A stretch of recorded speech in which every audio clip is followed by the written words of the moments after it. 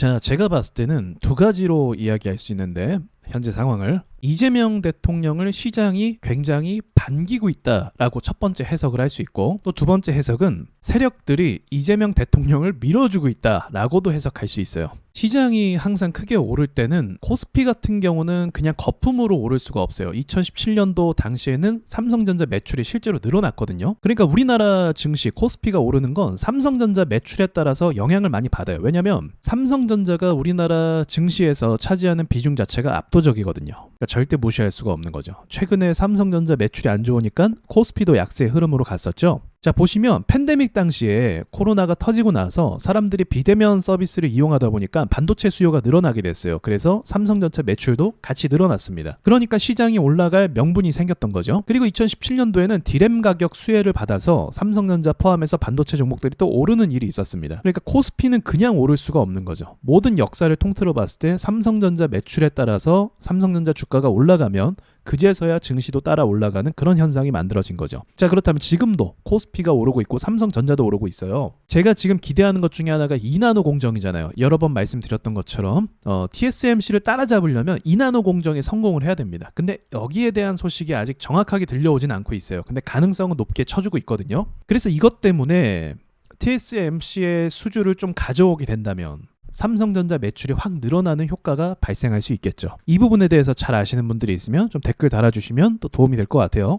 만약에 그것을 전제로 코스피가 지금 오른다고 하면 충분히 이해가 되죠. 근데 사실은 지금 상황은 전례가 없는 상황이고 전례가 없는 상승이라고 볼 수가 있습니다. 그리고 우리나라 증시만 보면 안 되고 일본과 중국도 봐야겠죠. 먼저 항생지수를 보시면 이 친구 역시도 좀 상승 흐름으로 가는 걸 볼 수 있어요. 근데 우리나라 시장이 더 강세죠. 니케이 역시도 오늘 시장 나쁘지 않습니다. 앞에 있는 이 저항대를 지금 계속 도전하고 있거든요. 뚫게 된다면 전고점까지도 가능하죠. 근데 항생도 그렇고 우리나라도 그렇고 마찬가지로 전 저항대에 도달한 상황입니다. 중요한 저항대예요. 제가 그 말씀을 드린 적 있어요. 우리나라 증시가 어쨌든 이전 저항대인 2890포인트 정도 여기를 뚫게 되면 앞에 팬데믹 때 물렸던 사람들의 매물대로 도전을 하게 됩니다. 근데 보통 여기 위로 올라타게 된다면 전고점까지 간다고 봐야 돼요. 왜냐면 저기 위를 올라탔다는 것 자체가 호재가 있다는 거예요. 시장에. 그냥 올라갈 수 있는 자리가 아니라는 거예요. 뭔가 이유가 있어서 여기로 왔다는 거예요.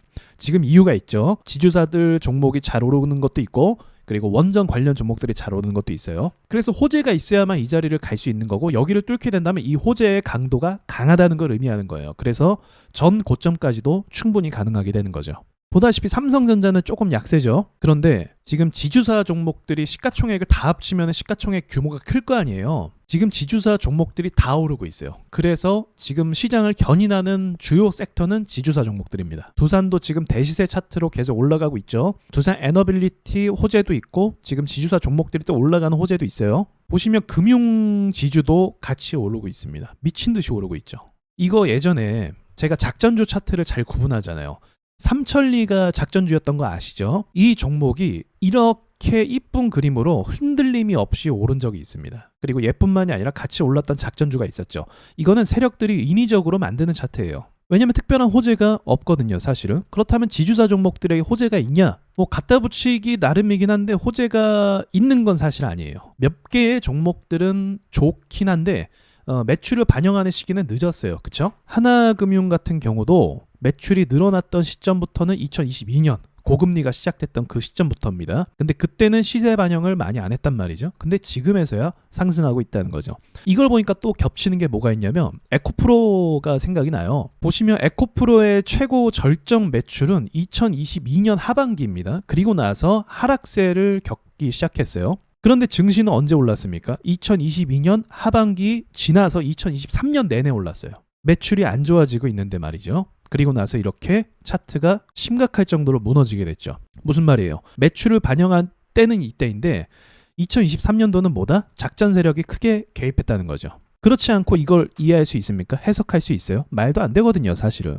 그러니까 가끔씩 이게 자주 있는 일은 아니에요. 제가 그런 말씀도 드린 적이 있어요. 자주 엄청난 세력들이 개입하지 않는다. 그렇게 되면 매일 불장이겠죠. 매일 좋겠죠. 근데 이유는 갖다 붙이기 나름이에요. 뭐 이재명 대통령 때문이든 뭐 때문이든 이것 때문이든 저것 때문이든 어쨌든 주식에서 중요한 건 이유는 갖다 붙이기 나름이고 중요한 거는 세력들이 얼마나 차트를 이쁘게 만들고 신고가 랠리를 가면서 작전 주식처럼 그냥 치고 올리는 그런 그림이 나오냐 안 나오냐가 제일 중요한 거예요. 사실은 바이오 종목도 마찬가지예요. 이러쿵저러쿵 말은 하고 임상시험 들어가고 말은 해도 결국 주가를 올리지 않으면 의미가 없는 거예요. 제가 자주 언급하는 종목 중에 하나인데 너무 자주 언급하죠. 저는 유한양행만큼 좋은 호재의 종목은 거의 본 적이 없어요. 이건 손에 꼽을 만큼 엄청난 호재입니다. 이 회사는요. HLB도 사실 마찬가지고. 근데 주가 어떻게 하고 있어요? 이러고 있잖아요. 진짜로 회사가 매출이 늘어나고 엄청난 성장을 바라볼 수 있는 그런 재료는 반영을 고작 요만큼 하고 지금 상법 개정이라는 말 한마디 때문에 지주사 종목들이 이렇게 날뛰는 건 사실은 정상적인 건 아니고 세력이 개입했다라고 인위적인 거죠. 인위적인 개입이 시작됐다라고 볼 수 있는 거예요.